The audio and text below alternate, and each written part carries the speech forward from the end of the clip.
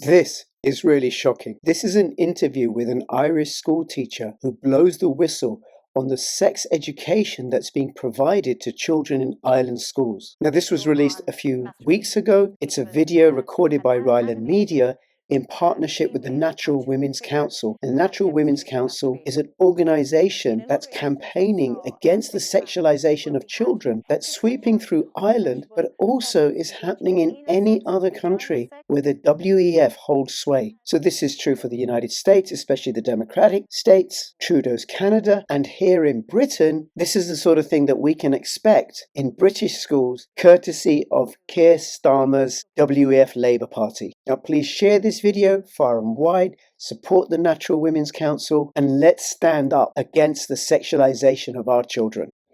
Hi, this is Gianna London from the Natural Women's Council. We're about to hear from a teacher who's come forward as a whistleblower to expose the level of corruption and colonization happening in the Irish school system. Following this interview, she conscientiously resigned from her post as SPHE teacher and coordinator. Every parent and adult in this country needs to hear what she has to say.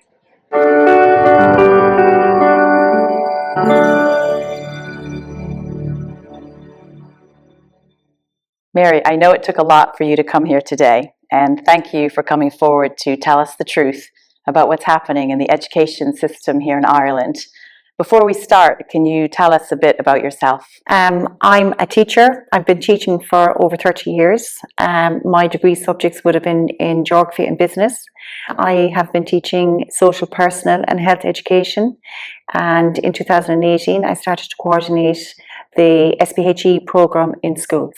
And why did you want to do this interview today? What was it that upset you on this DCU course?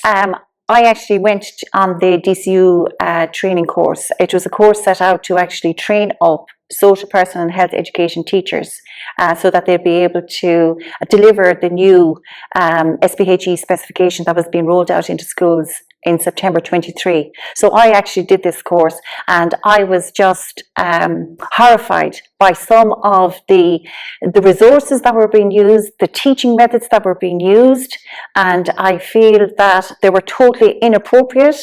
And if teachers deliver these teaching methods and resources in the manner that DCU were asking us to, there's going to be a lot of very upset children, anxious children, distressed children, and I would even say that many of these resources and teaching methods were in breach of the Children's First Act 2015. And I'm here today to call out Minister Norma Foley and ask her to shut down this programme because it is not fit for purpose. I'm so upset about it, and I feel this is a good platform to get this information out to teachers, to principals, and most importantly to parents, to let them see exactly what is going to be going on in the SPHE classroom. Okay, and can you tell us about the training that you received in DCU regarding the teaching of this new curriculum? What was so shocking, and what do you feel may have violated the Children First Act? One of the lecturers showed us a video on masturbation. It was an animated female cartoon figure demonstrating masturbation. In another instance, we saw a sex map where we had heterosexual and homosexual couples engaging in anal sex, vaginal sex, oral sex, and carrying out other sexual activities with partners or on their own. We were shown research papers in the Padlet, one in particular by Kate Dawson. The research paper related to it's okay to watch porn. And what they're trying to do is they're trying to encourage children to become critical thinkers in relation to porn. So we were actually given one exercise whereby we got something like, say, 30 statements, very sexual statements. Statements like, an orgasm can take place under 10 minutes. It's okay to have sex with many partners. Very explicit statements. And we were asked to actually group these statements according to real life or porn life, both or neither. So we had to categorize them into three columns. And look, to me, I just said, if teachers were to mirror this in their classroom, you're asking children, 12-year-olds, 13-year-olds, 14-year-olds, to actually form, first of all, to understand what an orgasm is, and then to form an opinion on it, and to discuss it with people in their group. and to categorize it then into different columns. And to me, that would cause a lot of harm, upset. It's totally not age appropriate. So this particular activity relating to porn would be assuming that children watch porn, and you had mentioned that Dr. Kate Dawson had specified that it's okay, or there's such a thing as ethical porn. In her research paper, that shows that, yeah, that it is okay to watch porn. And would you believe, in 2019, Kate Dawson, who's one of the NUIG sex educators, she actually set up porn literacy workshops under the WISER programme, the West of Ireland Sex Education Resource Programme, in conjunction with the HSE. And she went into schools and she actually got a porn alphabet. She co-produced a porn alphabet with students. When parents found out about it, they were horrified, and the whole workshop was actually closed down, and rightly so. So this is actually what they're trying to bring into the schools. They're trying to bring in this porn literacy, where ethical porn, where it's okay to watch porn, and also where we're given a critique when we were actually picking a resource in relation to porn, that it should be, say, co-produced, it should be inclusive, it should be rights-based, it should be creative, it should be holistic. So it sounds to me too that actually, those words could actually be, say, the critique for maybe a possible CBA, a classroom-based assessment that teachers actually could do in the classroom.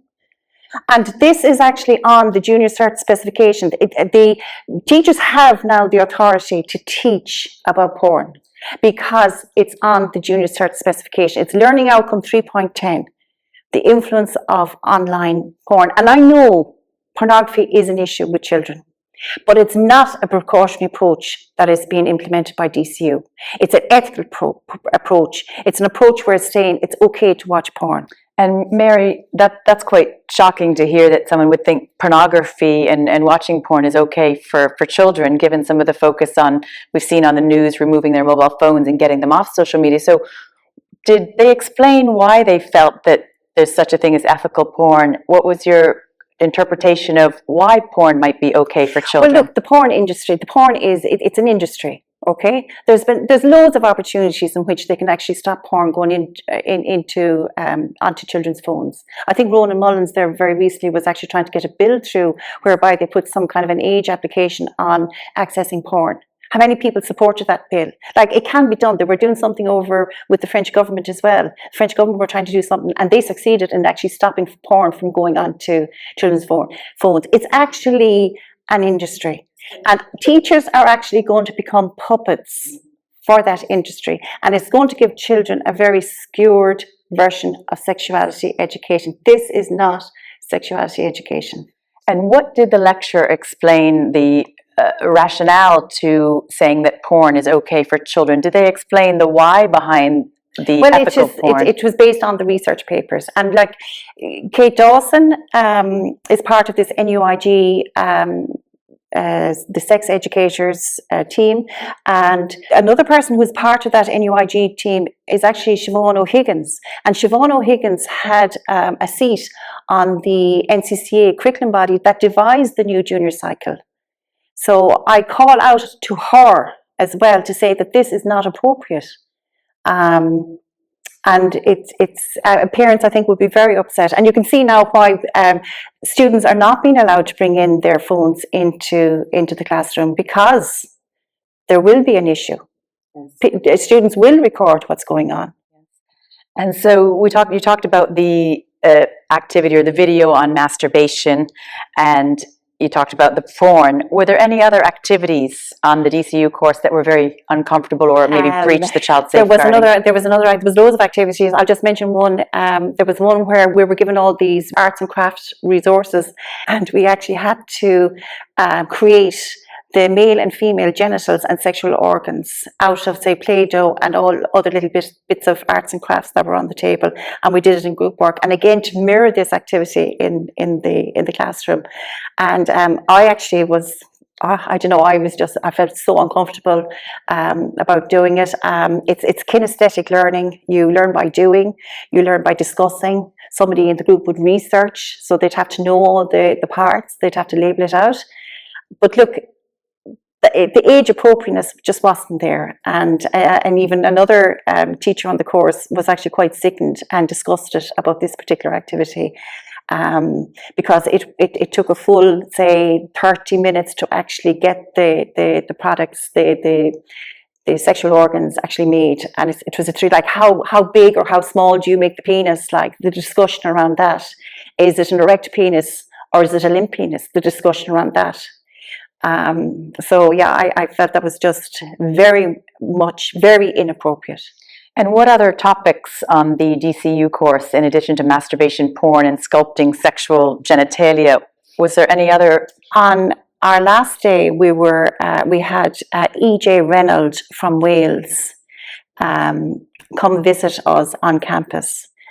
And E.J. Reynolds, along with Esther McGeaney, were discussing how children could actually convey relationships and sexuality through artwork. And you see, with SPHE, there's going to be an assessment. It's called a classroom-based assessment. And they were just looking at opportunities whereby, looking at ideas as to how people could present the CBA assessments. So we got to see a video of work that was done in Wales. Oh my God, the room just went so quiet. Because what we actually saw was actually just, to me, it was just horrendous. Tell us what you saw. It was actually satanic, if I can use that word. There was actually pictures of somebody's artwork whereby there was this scissors image just about to cut the top of a clay penis.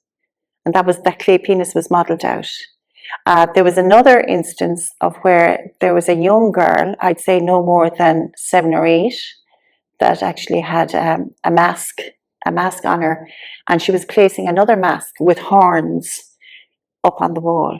And I just felt this was very subhuman. I think there was actually a wording in in part of the video where what the creativity that can come out of an SPHE curriculum or an SPHE class in relation to the art and crafts aspect of it is that it is subhuman, and that just nobody actually commented. We went very quiet.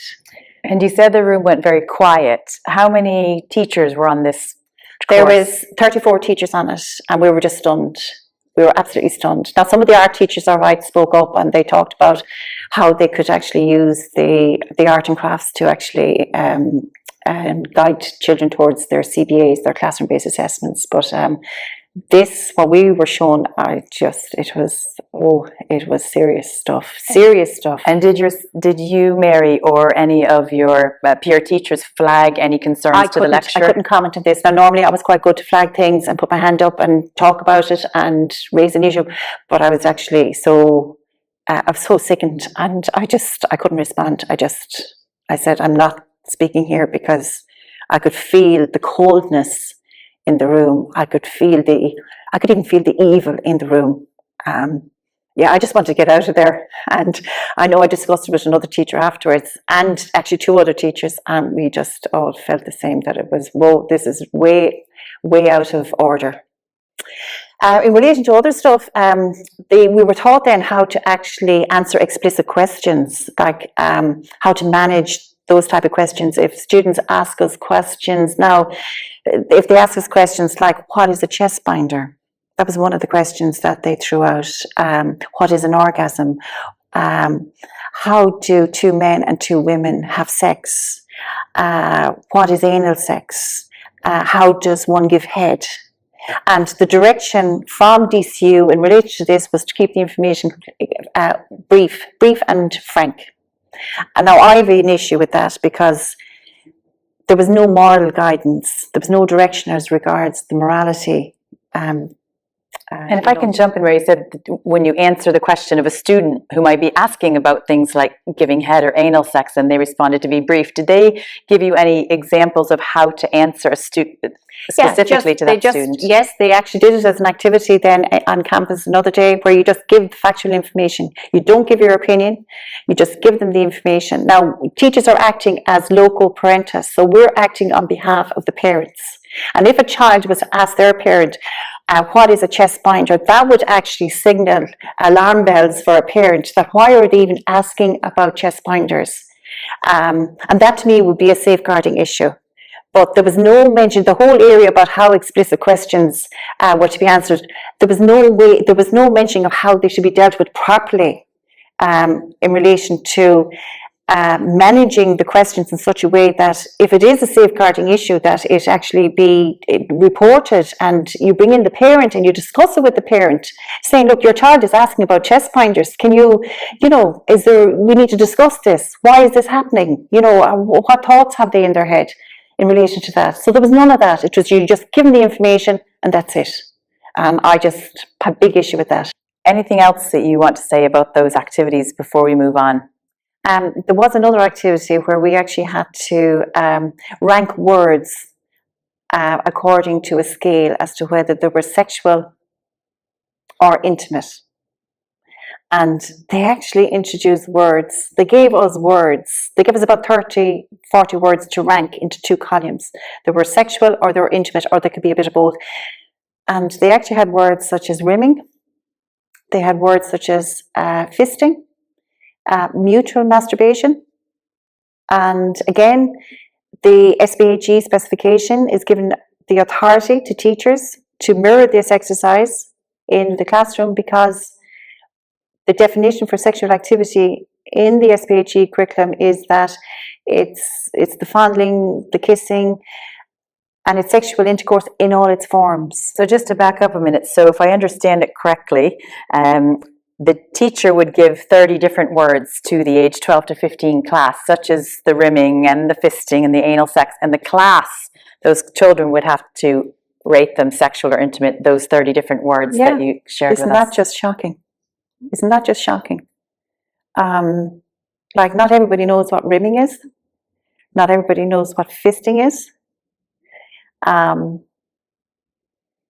But this is inclusive education. This is inclusive education, where we are now teaching about rimming and fisting, and no mention of the safeguarding implications as a result of that activity. And fisting is placing a fist up the anus of a person, and that's anal fisting, or up the vagina of a person. That's called vaginal fisting. It sounds like the teachers got quite a lesson on the DCU course. Well, yeah, I didn't actually know what fisting was, and I didn't know what rimming was. Rimming then is all part of the oral sex, where you're getting the anus ready. It's the licking and the licking and the kissing of the anus. This is all very graphic and highly sexual material. Was anything about gender identity discussed on the DCU course? We never had a formal discussion on gender identity. Never.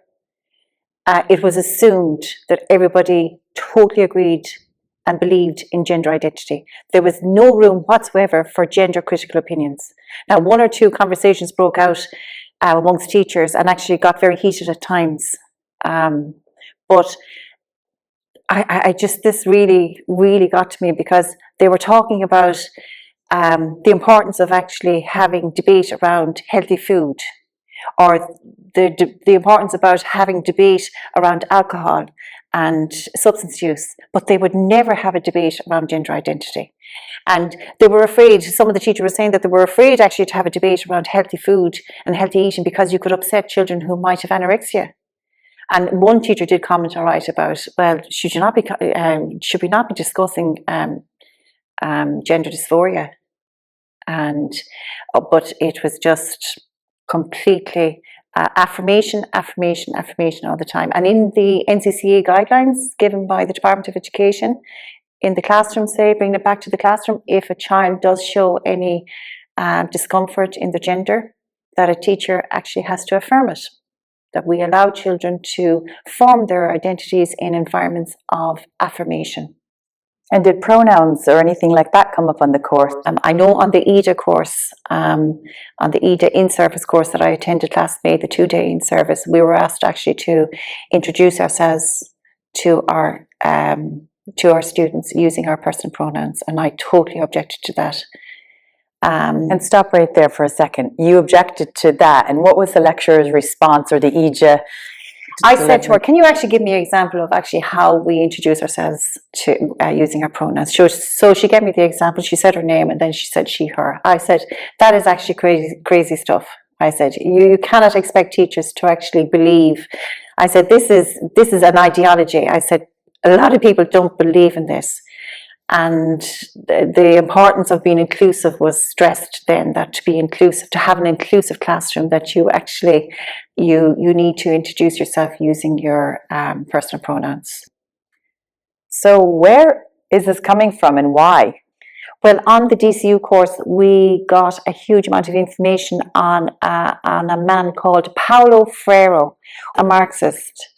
And Dr. Jones Irwin was discussing his philosophies of education, whereby he stated that politics and education go hand in hand. And we, as for a case study, we actually had to look at our own schools and look at where these Paulo Freire's, this Marxist policies could actually be applied in our schools. We also had another lecture in DCU from a Vivek De Silva, who actually showed us a timeline of events of how society in Ireland has changed, say back from, say, 1984, when poor Anne Lovett passed away in the graveyard when she was giving birth to a child, and that was the start of, say, social personal health education coming into schools.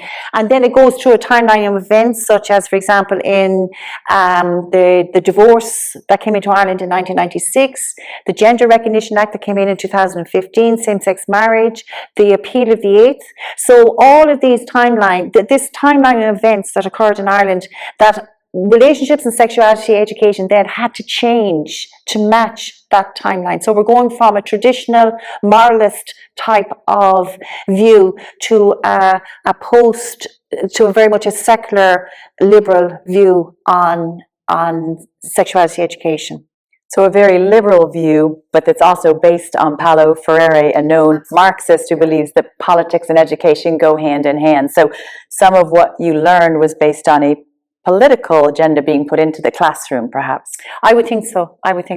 Because it's true education. No matter what, if you have a political agenda, it's through education. You indoctrinate the generation. You indoctrinate them, and it's through that you succeed. And that's why we were told by lecturer Vivek De Silva at DCU that this information cannot be contained in the SPHE class. It has to be cross-curricular. So we have these events, these stand-up awareness weeks, these inclusivity weeks.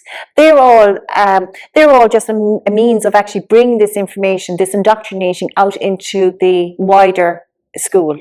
So Mary, if it's cross-curricular, will it be much more difficult for parents under the Article 42 in the Constitution or Education Act of 98 to exercise our right to opt our children out? Oh, absolutely, because the one thing, and I actually didn't say this, Jana, is that with the new specification, relationships and sexuality education is now, it's an integrated approach. It's not a standalone unit like it was before. And we were told by EDA, we were directed by DCU, that it's an integrated approach. You teach relationships and sexuality, it's integrated throughout the curriculum. It's a spiral effect. So you give a little bit maybe at the start of the year, give more information maybe at the middle of the year, towards the end of the year. It's a spiral effect. So if parents, and I'm saying this directly to parents, if parents want to opt their child out, it's now more difficult to opt them out of a standalone unit which may only last for 6-7 weeks on the old curriculum. The new curriculum, they will have to opt them out fully from this subject, because you don't know when the teacher is going to start teaching some of the very controversial learning outcomes. And some of these controversial learning outcomes that you talked about today, which are extremely controversial, parents may not have visibility because the books are being purchased by the school and may stay at school. And there's also, we've heard talks of the secrecy pact. Can you talk about Parents those? need to join up the dots. They really need to join up the dots. And I'm calling out parents here. You need to take ownership back of your children. You need to see what is actually going on in schools. The fact that the fact that the Department of Education is now buying the textbooks don't go home. Parents can't see them. The fact now that children have to keep their mobile phones out of the classroom. They can't record anything. The fact now that children, and this was instructed under EDA as well as DCU, that you create a safe and inclusive environment for children to ask their questions, to ask their explicit questions, but you insist that you insist in your, say, your co-produced ground rules, that what is shared in the class stays in the class. Mm-hmm. Yeah, and I understand you're upset, and I think how you feel is how a lot of parents and teachers around the country are feeling right now with this. So that's why I was so delighted that you came forward to do this interview. A recent memo came out to the public from the ASTI. Yes, that's right. And that had a similar message. The ASTI actually recognised the fact that there are very sensitive topics on this new specification. They recognise that, and they have actually asked teachers, they've actually informed teachers that if they're not comfortable teaching it, that they're not to teach it. And thank God they actually came out with that.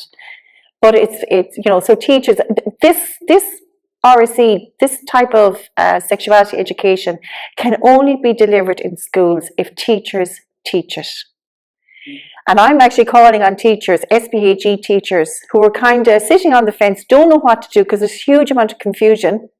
Because like SPHE, before the NCCA got to this new specification, SPHE was actually a lovely course because there's loads of parts in the curriculum that's very important and very relevant for child safety, really important stuff like the internet safety and loads of different areas. And it's a lovely course because there's bits in relation to goal setting, planning, settling into secondary school. There's loads of bits there that are very important. But this new aspect that's in it, these very controversial learning outcomes, they can only be taught if teachers teach it.